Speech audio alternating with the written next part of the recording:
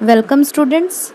Today we will start paper 2, that is linear algebra and matrices of BSc second year mathematics. You can see the topics which we have to study in the chapter matrices. We will cover all these topics under this chapter.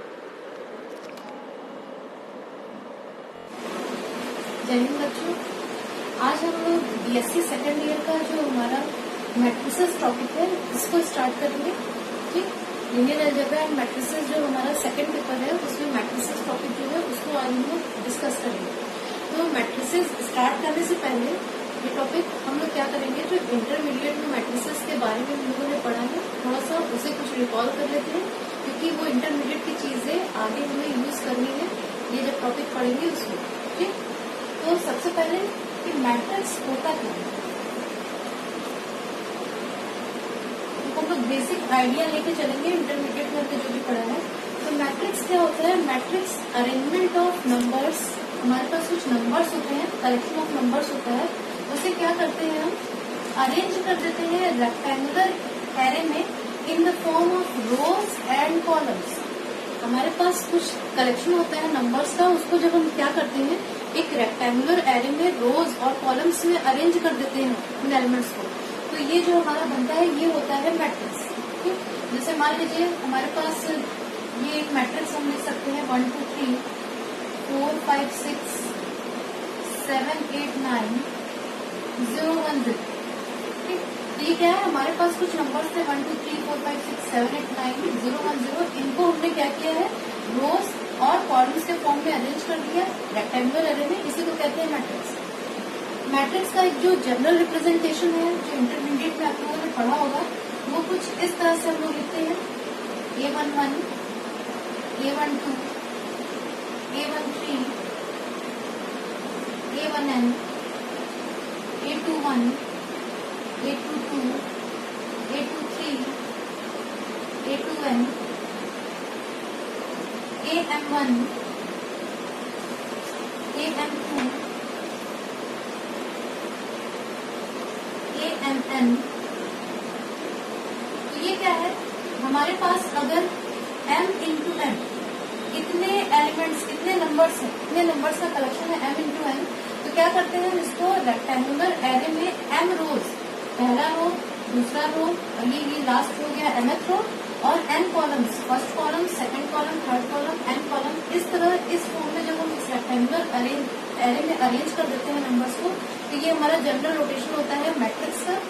इस matrices को generally हम capital letter से denote करते हैं, तो ये हमारा हो गया मैट्रिक्स A इक्वल ये, और ये इस मैट्रिक्स में जितने रोज हैं और जितने कॉलम्स हैं उनको यहाँ पर इस तरह से दिखाया जाता है। हम कहते हैं कि ये मैट्रिक्स किस टाइप का है, m क्रॉस n टाइप का, जहाँ पर m जो है वो नंबर ऑफ रोज है और n जो क्या है नंबर ऑफ कॉलम्स है। ठीक, अब कॉम्पैक्ट फॉर्म में इतना ये बड़ा फॉर्म लिखना बार बार पॉसिबल नहीं होता, तो एक कॉम्पैक्ट फॉर्म भी आप लोगों ने इंटरमीडिएट में देखा होगा मैट्रिसेस को लिखने का, और वो कुछ इस तरह से होता है A इक्वल AIJ।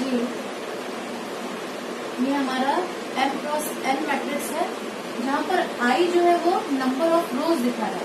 I की वैल्यू m रोज अगर हमारे पास है तो 1 2 m, और J की वैल्यू जो है वो नंबर ऑफ कॉलम्स दिखाती है। अगर हमारे पास n कॉलम्स है तो ये J जो है वो 1 2 3 4 अप टू n। तो टोटल नंबर ऑफ एलिमेंट्स हमारे जो इस मैट्रिक्स में है वो है m क्रॉस n, और टाइप ऑफ मैट्रिक्स भी क्या है m by n या m क्रॉस n। ठीक, अब कई बार कंफ्यूजन होता है हमें एलिमेंट्स को पहचानने।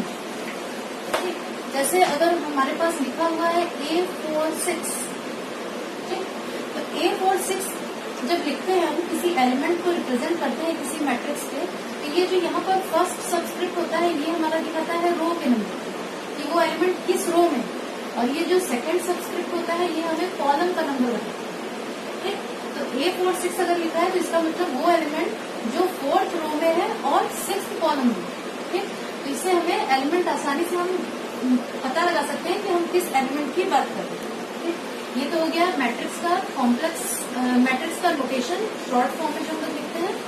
अब मैट्रिसेस की जो कुछ स्पेशल टाइप के मैट्रिसेस हैं, हमारे पर्टिकुलर टाइप के मैट्रिसेस जो आप पढ़ के आ चुके हैं इंटरमीडिएट में, उनके बारे में थोड़ा सा समझ लेते हैं। तो सबसे पहले हमारे पास है स्क्वायर मैट्रिक्स। कोई भी मैट्रिक्स जो होता है उसमें नंबर ऑफ रोज और नंबर ऑफ कॉलम्स जरूरी नहीं है सेम। हो सकता है हमारा कोई मैट्रिक्स उसमें 3 रो हो 4 कॉलम हो, या कोई मैट्रिक्स ऐसा हो जिसमें 4 रो हो 3 कॉलम हो। ठीक, तो नंबर ऑफ जो रोज और कॉलम्स हैं वो सेम होना जरूरी नहीं है मैट्रिसेस के लिए। लेकिन ऐसे मैट्रिसेस जिसमें जितने रोज हैं उतने ही कॉलम्स हैं, उस मैट्रिक्स को हम क्या कहते हैं? Square matrix. यानी नंबर ऑफ रोज, जिस मैट्रिक्स में नंबर ऑफ रोज और नंबर ऑफ कॉलम्स इक्वल होते हैं उन्हें हम क्या कहते हैं? Square matrix. यानी उस समय हम मैट्रिक्स को जब लिखेंगे AIJ, तो ये हो गया n क्रॉस n, यानी रो जो है उसका नंबर भी कितना है? n रोज है हमारे पास, और कॉलम जो है वो भी कितने हैं? वो भी n। तो हम कहते हैं it is a square matrix of order n। अब नेक्स्ट है हमारा आइडेंटिटी मैट्रिक्स। नेक्स्ट हम लेके चलेंगे आइडेंटिटी मैट्रिक्स। हम केवल उन्हीं मैट्रिसेस को इस समय यहाँ कंसिडर कर रहे हैं जिसे हमने आगे यूज करना है। ठीक, एक बात और, जब हम कोई स्क्वायर मैट्रिक्स लिखते हैं, मान लीजिए स्क्वायर मैट्रिक्स हमने लिखा 3x3 ऑर्डर का, A11, A12, A13, A21, A22, A23, A31, A32, A33। ठीक, ये 3 रोज भी है हमारे पास और 3 कॉलम्स भी है, तो ये स्क्वायर मैट्रिक्स है ऑर्डर। ठीक है, तो वो एलिमेंट्स जो ये आपको ये एलिमेंट्स जो दिख रहे होंगे इन्हें कहते हैं डायगोनल एलिमेंट्स। डायगोनल एलिमेंट्स कैसे हमको मिलते हैं? वो सारे एलिमेंट्स AIJ जहाँ पर I और J दोनों सेम हो। ठीक, तो I और J जब सेम होंगे तो हमको A11, A22, A33 इन एलिमेंट्स को हम कहते हैं डायगोनल एलिमेंट्स। कई बच्चे कंफ्यूज होके कहते हैं, उनका सोचना होता है कि ये भी तो डायगोनली है तो ये भी डायगोनल एलिमेंट्स हो सकते हैं। तो नहीं, डायगोनल एलिमेंट किसी मैट्रिक्स में वो एलिमेंट्स होते हैं जिनका रो और कॉलम दोनों सेम हो। ठीक, सेम रो सेम कॉलम। जैसे अगर A11 तो first row first column, A22 second row second column, फिर A33 third row third column. इन एलिमेंट्स को हम कहते हैं डायगोनल एलिमेंट्स। अब नेक्स्ट है हमारा आइडेंटिटी मैट्रिक्स। तो ऐसा मैट्रिक्स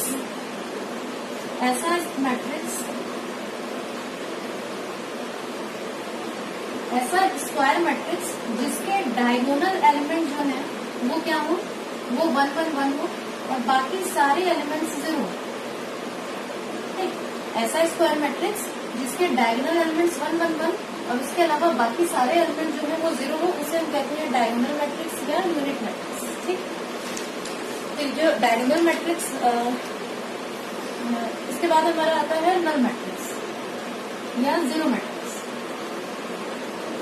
नल मैट्रिक्स और जीरो मैट्रिक्स से क्या मतलब है हमारा? ऐसा मैट्रिक्स जिसके सारे एलिमेंट 0 हो। उस मैट्रिक्स के लिए ये जरूरी नहीं है कि नंबर ऑफ रोज और कॉलम्स सेम हो। किसी भी ऑर्डर का मैट्रिक्स हो, उसके सारे एलिमेंट जो बस है वो क्या होने चाहिए? 0 0 0।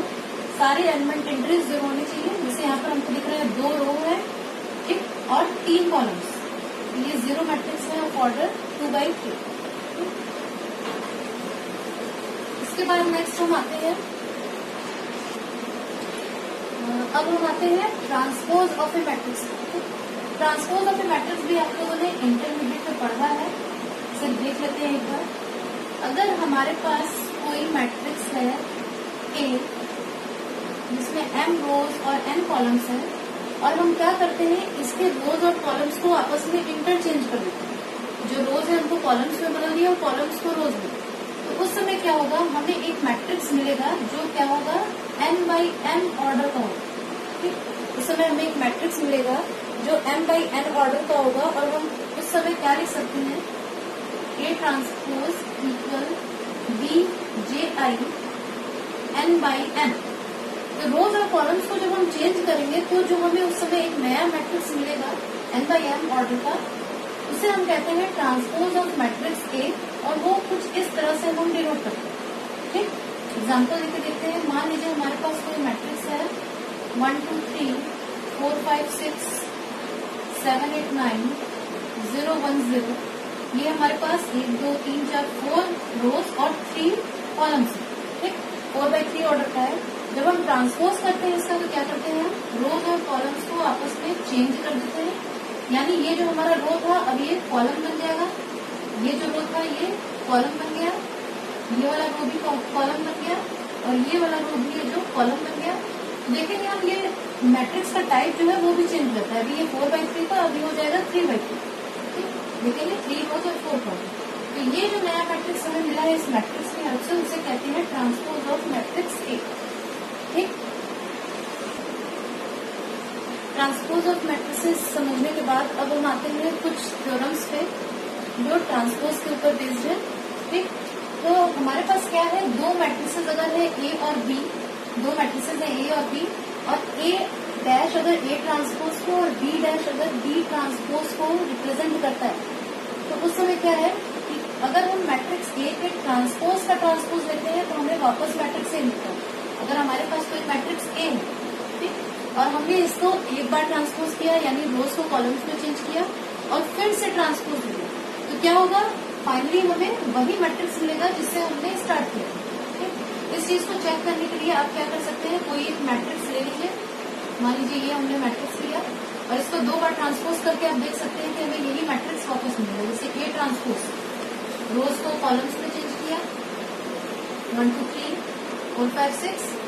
अब इसे एक बार और जब हम ट्रांसपोज करेंगे तो इसको फिर से इसके रोज और कॉलम्स को इंटरचेंज करेंगे तो 1 4 2 5 3 6, ठीक।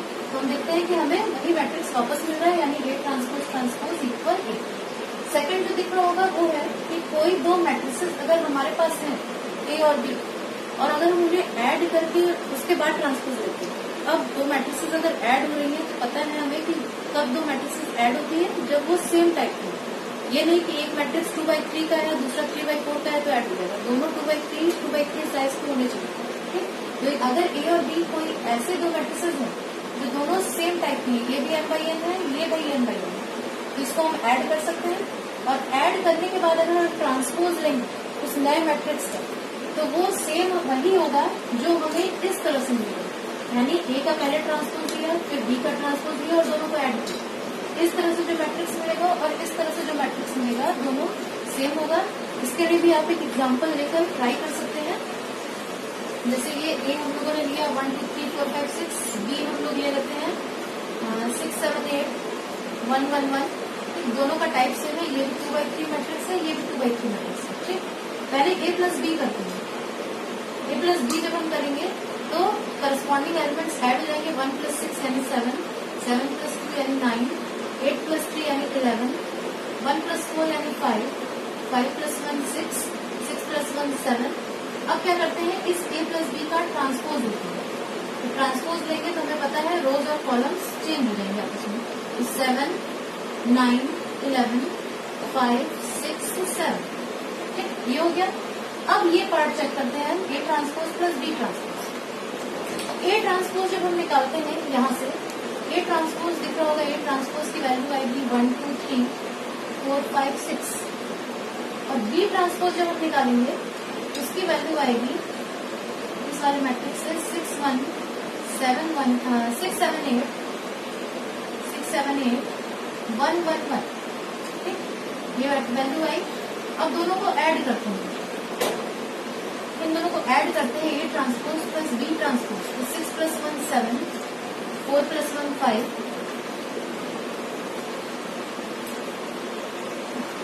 इसके बाद 2 + 7 9 5 + 1 6 3 + 8 11 6 + 1 7।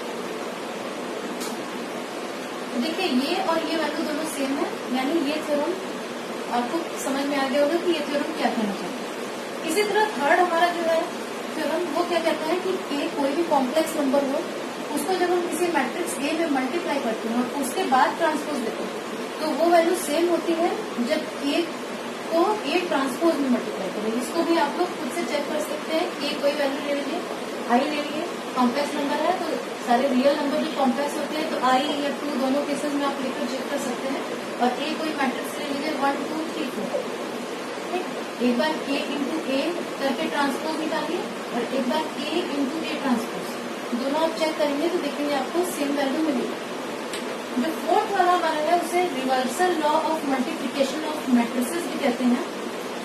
ये क्या कहता है कि अगर दो मैट्रिसेस जिनका मल्टीप्लीकेशन अगर पॉसिबल है, एक कॉन्फर्मेबल ऑफ मल्टीप्लीकेशन है, यानी ए इंटू बी करना अगर पॉसिबल है, तो अगर हम प्रोडक्ट करके ट्रांसपोज दें तो वो इक्वल होता है इन दोनों के ट्रांसपोज के मल्टीप्लीकेशन के, लेकिन रिवर्स ऑर्डर। इसके लिए भी आप कोई भी दो मैट्रिसेस ए और बी कोई दो मैट्रिसेस आप खुद से लेकर चेक कर सकते हैं कि चाहे पहले प्रोडक्ट करके फिर ट्रांसपोज है, चाहे ट्रांसपोज करके और फिर रिवर्स ऑर्डर में प्रोडक्ट करें, तो हमें दोनों तरह से वैल्यू सेम मिलेगी। तो ये थ्योरम जो है वो ट्रांसपोज से रिलेटेड है। ठीक, इसके बाद नेक्स्ट टॉपिक पे आएंगे हम लोग। तो नेक्स्ट टॉपिक हमारा जो है वो है कॉन्जुगेट ऑफ ए मैट्रिक्स। तो कॉन्जुगेट किसी मैट्रिक्स का क्या होता है वो निकालने से पहले हम लोग क्या समझेंगे कि आखिर कॉन्जुगेट से क्या मतलब है। मान लीजिए आपके पास कोई कॉम्प्लेक्स नंबर है z इक्वल एक्स प्लस आई, जहाँ पता होगा आपको कि x और y क्या होते हैं, रियल नंबर्स होते हैं, और i जो होता है इसकी वैल्यू √-1। ठीक, ये अगर हमारे पास कोई कॉम्प्लेक्स नंबर है तो इस कॉम्प्लेक्स नंबर का जब हम कॉन्जुगेट लिखते हैं, उसे डिनोट करते हैं z बार से, तो वो कुछ इस तरह से होता है x माइनस आई। ठीक, तो किसी भी कॉम्प्लेक्स नंबर के कॉन्जुगेट से हमारा क्या मतलब है, उस कॉम्प्लेक्स नंबर में जो आई वाला पार्ट है, इमेजनरी पार्ट जो है उसका जो भी साइन है, आई का जो भी साइन है यहाँ पर, अगर ये पॉजिटिव के साथ इमेजनरी पार्ट पॉजिटिव है तो उसको क्या करते हैं हम नेगेटिव में बदल देते हैं, अगर नेगेटिव दिया है तो उसको पॉजिटिव। जैसे मान लीजिए अगर हमारे पास है 2 + 3 है, ठीक, तो जब इसका हम कॉन्जुगेट लिखेंगे तो वो हो जाएगा 2 - 3। अगर दिया हुआ है 4 - i, इसका कॉन्जुगेट जब हम लिखेंगे तो हो जाएगा 4 + i। कई बच्चे क्या करते हैं कि वो दोनों के साइन चेंज कर देते हैं, जो रियल पार्ट है उसके भी साइन को चेंज कर देते हैं और इमेजनरी के। तो कॉन्जुगेट में ये ध्यान देना है कि कॉन्जुगेट लेते समय बस आई वाला टर्म जो है हमारा, उसका जो भी साइन है बस पॉजिटिव है तो उसको नेगेटिव कर देना है कॉन्जुगेट करते समय, और नेगेटिव है तो क्या कर देना है पॉजिटिव। तो हमें दिए हुए कॉम्प्लेक्स नंबर का कॉन्जुगेट मिल जाएगा। अब अगर कॉन्जुगेट समझ में आ गया हो तो किसी मैट्रिक्स के कॉन्जुगेट से क्या मतलब है वो समझेंगे। मान लीजिए हमारे पास कोई एक मैट्रिक्स ए दिया हो, उसके एलिमेंट जो है मान लेते हैं उसमें कि कॉम्प्लेक्स नंबर्स की भी एंट्रीज है। ठीक, तो कॉन्जुगेट जब हम लिखेंगे इस मैट्रिक्स का तो हम बस सिंपली क्या करेंगे, वो एलिमेंट्स जिसमें आई वाले टर्म आ रहे हो, ठीक, तो बस उस आई वाले टर्म के साइन को चेंज कर देंगे। अगर जैसे किसी टर्म में -i आ रहा हो तो जब कॉन्जुगेट लिखेंगे उस मैट्रिक्स का तो +i कर देंगे। ठीक, तो बस साइन को हमको आई वाले टर्म्स को चेंज कर देना है और फिर जो नया मैट्रिक्स मिलेगा वो हो जाएगा transpose of the given matrix. ठीक, तो matrix obtained from a given matrix by changing the sign of its element by taking conjugate of its elements is called the conjugate of the given matrix. तो इसको कुछ definition को इस तरह से बताते हैं कि अगर A इक्वल aij m/n कोई मैट्रिक्स है m रोज और n कॉलम्स वाला, तो ट्रांसपोज इस मैट्रिक्स का कॉन्जुगेट इस मैट्रिक्स का जो मिलता है उसको इस तरह से डिनोट करते हैं। और ये हमें कैसे मिलता है, जो भी एलिमेंट्स है मैट्रिक्स ए के, इस कैपिटल ए के, उनके एलिमेंट्स का कॉन्जुगेट ले लेते हैं। सिंपली बस क्या करते हैं, इस मैट्रिक्स के जो एलिमेंट्स हैं उनका कॉन्जुगेट हम ले लेते हैं, तो हमें जो नया मैट्रिक्स मिलता है वो क्या होता है, conjugate of the given matrix A. और क्योंकि रोज और कॉलम्स के नंबर्स पे हम कुछ नहीं कर रहे हैं, तो जो जितने नंबर ऑफ रोज और कॉलम्स इस मैट्रिक्स में है, ट्रांसपोज में भी उतने ही रोज और कॉलम्स होंगे। एक एग्जाम्पल ले लेते हैं। मान लिया हमारे पास कोई मैट्रिक्स है A equal 2 + 3i, 4 - 7i, 8 -i, 6, 9 + i। तो जब हम इस मैट्रिक्स का कॉन्जुगेट लिखेंगे तो हम सिंपली क्या करते हैं, कॉन्जुगेट लिखते हैं तो एक एक एलिमेंट्स को लेते जाते हैं और उन एलिमेंट्स का कॉन्जुगेट लिखते जाते हैं। जैसे यहाँ पर हमारे पास 2 + 3 है, तो जैसे मैंने पहले बताया था इसका कॉन्जुगेट क्या होगा, जो भी आई वाला टर्म है उसका जो साइन है उसको चेंज कर देते हैं। 2 - 3 यहाँ पर है माइनस है, तो आई का साइन चेंज करेंगे तो माइनस आई है तो यहाँ पर हो जाएगा प्लस आई। यहाँ पर है -7i, तो रियल पार्ट को कुछ नहीं करना है, रियल पार्ट के साइन को कुछ नहीं करना है, बस जो इमेजिनरी पार्ट का साइन है उसको चेंज करना है। तो ये हो गया 4 + 7i 6, इसमें आई वाला टर्म है नहीं तो ऐसे का ऐसे ही उतारेंगे। 8 ये भी वैसे का वैसे है और यहाँ पर हो जाएगा 9 - 7। तो ये हो गया conjugate of the matrix A।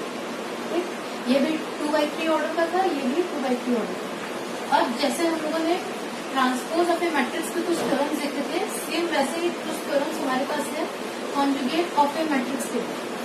वो थ्योरम्स है हमारे, पहला A transpose transpose equal A, दूसरा A + B transpose sorry transpose नहीं कॉन्जुगेट, A कॉन्जुगेट का conjugate equal A + B whole conjugate equal A conjugate + B conjugate, यहाँ पर A और B जो है वो सेम टाइप के होने चाहिए मैट्रिसेस। तीसरा है A × A conjugate equal A conjugate × A conjugate, जहाँ पर K हमारा कोई भी कॉम्प्लेक्स नंबर है। चौथा A × B conjugate equal A conjugate × B conjugate, जहाँ पर A और B जो मैट्रिसेस हैं वो ऐसे होने चाहिए कि जिनका मल्टीप्लिकेशन करना पॉसिबल है। ठीक, तो A और B अगर हमारे क्या है, दो मैट्रिसेस हैं और A bar B bar represent करता है उनके कॉन्जुगेट्स को, तो किसी मैट्रिक्स का कॉन्जुगेट हमने एक बार लिया, साइन चेंज किया और फिर से एक बार कॉन्जुगेट लिया, तो क्या हुआ, माइनस से प्लस हुआ, प्लस से फिर माइनस, यानी सेम साइन हमें वापस मिलेगा। तो किसी भी मैट्रिक्स के कॉन्जुगेट का कॉन्जुगेट सेम वही मैट्रिक्स होता है। दो मैट्रिसेस लिए, उनका सम किया, ऐसे मैट्रिसेस हैं जिनका जो सेम टाइप के हैं, सम किया और फिर कॉन्जुगेट लिया, या दोनों का अलग अलग कॉन्जुगेट लिया और फिर सम किया, तो भी हमें क्या मिलेगा, दोनों तरह से सेम मैट्रिक्स मिलेगा। ये कोई कॉम्प्लेक्स नंबर है, उसको A में मल्टीप्लाई किया और फिर कॉन्जुगेट लिया, या A कॉन्जुगेट × A कॉन्जुगेट किया, यहाँ से मुझे सेम वैल्यू मिलेगी। और अगर A और B ऐसे मैट्रिसेस हैं जिनका मल्टीप्लिकेशन पॉसिबल है, तो उनको मल्टीप्लाई करके फिर कॉन्जुगेट लें, या कॉन्जुगेट लेके फिर मल्टीप्लाई करें सेम ऑर्डर में, दोनों तरह से हमें सेम मैट्रिसेस मिलते हैं। इन थ्योरम्स को चेक करने के लिए आप कुछ A और B कोई मैट्रिसेस लेके इनको चेक कर सकते हैं, लेफ्ट हैंड साइड और राइट हैंड साइड। जो हमारा नेक्स्ट टॉपिक है transpose conjugate of a matrix और conjugate of transpose of a matrix. ये जो हम लोगों ने पिछला दो टॉपिक पढ़ा था, transpose of a matrix and conjugate of matrix, इन दोनों को मिलाकर ये टर्म हमारा मिला है। इसमें क्या करते हैं, transpose conjugate of a matrix से मतलब है अगर हमारे पास कोई मैट्रिक्स A है, तो इस मैट्रिक्स का ट्रांसपोज किया हमने, ठीक, और उसके बाद क्या किया, पहले ट्रांसपोज किया और फिर कॉन्जुगेट ले लिया। तो इस तरह से जो मैट्रिक्स हमें मिलता है, इस मैट्रिक्स को हम कहते हैं transpose conjugate of the matrix A, और इसका नोटेशन कुछ होता है A, ठीक है, इसे इस तरह से रिप्रेजेंट करते हैं transpose conjugate of a matrix को। ठीक, एक बात और यहाँ पर ध्यान देने वाली बात है कि किसी मैट्रिक्स A का चाहे हम पहले ट्रांसपोज लें और फिर कॉन्जुगेट लें, या पहले कॉन्जुगेट लें और फिर ट्रांसपोज लें, दोनों तरह से जो हमें मैट्रिक्स मिलता है वो सेम होता है। दोनों केस में हमें एक थीटा ही मिलता है, और जो मैट्रिक्स मिलता है और कॉन्जुगेट और ट्रांसपोज ऑफ ए मैट्रिक्स है, इसको सिंबॉलिकली जब हम लिखते हैं तो कुछ इस तरह लिखते हैं। अगर ये कोई मैट्रिक्स है हमारा m/n मैट्रिक्स A, तो जब हम इसका ट्रांसपोज कॉन्जुगेट निकालते हैं तो वो हमारा क्या होता है, वो हमारा मैट्रिक्स होता है कुछ इस फॉर्म का, A theta equal BJI n/n, यहाँ पर BJI ये हमारा है AIJ बार, यानी जो है हमारा ट्रांसपोज भी हो गया और कॉन्जुगेट भी एलिमेंट्स का हम लोगों ने ले लिया मैट्रिक्स के, तो हमें transpose conjugate of the matrix मिला। एक एग्जांपल लेके देखते हैं, जैसे एक एग्जांपल है हमारे पास, मान लिया हमारे पास कोई मैट्रिक्स है A equal 1 + 2i 2 - 3i 4 - 5i और 5 + 6, ये मैट्रिक्स है हमारे पास। अब हम इसका इस तरह से ट्रांसपोज कॉन्जुगेट और इस तरह से दोनों तरह से वैल्यूज निकाल के देखते हैं क्या दोनों सेम है। हमें निकालना है transpose conjugate of this matrix. तो सबसे पहले क्या करते हैं, हम पहले ट्रांसपोज लेते हैं। ट्रांसपोज लेंगे तो रोज और कॉलम्स चेंज हो गए, यानी कुछ इस तरह से हम लिख सकते हैं 4 माइनस 5i 5 प्लस 6i। ठीक, अब क्या करेंगे, इसका कॉन्जुगेट लेंगे, ये ट्रांसपोज कॉन्जुगेट। कॉन्जुगेट का मतलब जो भी आई वाले टर्म है, इमेजिनरी पार्ट है, उसका साइन चेंज कर देना है। तो ये 1 माइनस 2i प्लस का माइनस हो गया, ये माइनस है तो प्लस हो जाएगा, ये माइनस है तो प्लस हो जाएगा, और ये प्लस है तो माइनस हो जाएगा। ये हमें मिल गया ट्रांसपोज कॉन्जुगेट ए थीटा की वजह। अब सेकेंड टाइम में हम क्या करते हैं, हम पहले कॉन्जुगेट लेते हैं। पहले हम लोगों ने कॉन्जुगेट ले लिया, तो यहाँ से मिलेगा 1 माइनस 2i 2 माइनस 3i, ये प्लस हो जाएगा माइनस का, तो यहाँ पे हो जाएगा 4 प्लस 5i और 5 माइनस 6i। ठीक, अब क्या करते हैं, इसका ट्रांसपोज लेते हैं, तो हम देखते हैं हमें क्या मिलेगा। रोज और कॉलम्स हमारे चेंज हो जाते हैं, तो देखते हैं हमें मिलेगा 1 plus 2i, sorry transpose conjugate हम ले रहे हैं, जब ट्रांसपोज अभी कर रहे हैं, ये ऊपर वाले मैट्रिक्स का ट्रांसपोज कर रहे हैं, तो बस रोज और कॉलम्स चेंज हो जाएंगे हमारे। तो 1 minus 2i 2 plus 3 4 plus 5i 5 minus 6i। ठीक, तो ये वैल्यू और ये वैल्यू आप मैच करके देख सकते हैं, ये वैल्यू और ये वैल्यू की दोनों वैल्यूज हमारी सेम है, यानी transpose conjugate of a matrix चाहे हम इस तरह से निकालें चाहे इस तरह से निकालें, दोनों तरह से हमें सेम वैल्यू मिलती है। अब जैसे हम लोगों ने कॉन्जुगेट के केस में और ट्रांसपोज ऑफ ए मैट्रिक्स के केस में कुछ थ्योरम्स देखे थे, वैसे ही कुछ रिजल्ट्स इस केस में भी हमारे पास मिलेंगे, जिन्हें हम आगे जो हमारा मेन टॉपिक है यूनिट 1 मैट्रिसेस चैप्टर का, उसमें हम लोगों को उन टॉपिक्स को, उन रिजल्ट्स को यूज करना है। थ्योरम है हमारा, जैसे पिछला भी हम लोगों ने 2 थ्योरम पढ़ा, A transpose conjugate equal A, दूसरा A plus B transpose conjugate equal A transpose conjugate plus B transpose conjugate, जहां ए और बी ऐसे मैट्रिसेस हैं जो सेम टाइप के। तीसरा A transpose conjugate equal A bar A transpose conjugate, A कोई भी कॉम्प्लेक्स नंबर नहीं है। चौथा A B transpose conjugate equal B transpose conjugate A transpose conjugate, जहाँ ए और बी ऐसे मैट्रिसेस हैं जिनका मल्टीप्लिकेशन पॉसिबल हो, कन्फर्मेबल फॉर मल्टीप्लिकेशन। तो किसी भी मैट्रिक्स का ट्रांसपोज कॉन्जुगेट लेने के बाद फिर ट्रांसपोज कॉन्जुगेट ले तो हमें वही मैट्रिक्स वापस मिलता है। 2 मैट्रिसेस जिनका सम पॉसिबल है, अगर सम करते हैं और फिर कॉन्जुगेट ट्रांसपोज कॉन्जुगेट लेते हैं तो वो इक्वल होता है ट्रांसपोज कॉन्जुगेट दोनों का अलग अलग लेकर और ऐड करेगा।